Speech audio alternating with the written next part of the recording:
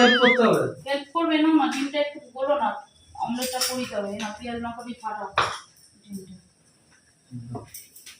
আমি তো এই দিকটা করি।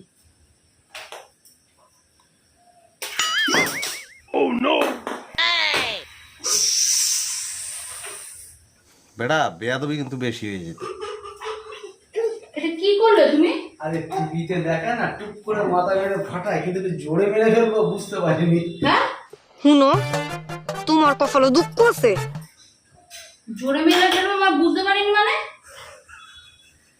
তুমি ফাটানোর জন্য এখানে কিছু পেলে না? তুমি পেলে ছুরি ছিল, ওখানে ডান্ডা ছিল, সারাশি ছিল, এর কোন ছিল, এর কোন ছিল, কিচ্ছু পেলে না? তুমি আমার মাথাটাই পেলে? ঢক সামনে ছিল আমি কি দেখলাম। সামনে ছিল? মাথাটা শক্ত না ডিমটা শক্ত, আমি দেখটাই করতে গেছিলাম। कितने शानदार विचार रखते हैं जी। ব্যাপারটা কি হয়েছে, পুরোটাই অত জোরে ফেটে যাবে আমি বুঝতে পারিনি। তা তোমার নরমাল জ্ঞান নেই যে মাথা শক্ত হয় না, একটা ডিম শক্ত হয় বেশি? তুমি তো না তুমি চড়বো না তো কি করবো? তুমি ডিমটা কেন মাথার মধ্যে ঢোকালে কেন?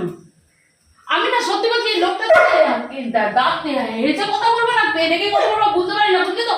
নাটকগুলো কম করো, একটা লিমিট রাখো যে কোনো নাটকের। বিরক্তিকর কাজ করে রেখে নিচ্ছ প্রত্যেকটা কথায়। জানি লেগেছে তো বড়, আমি মুছে দিলাম, আমি মুছে দিলাম।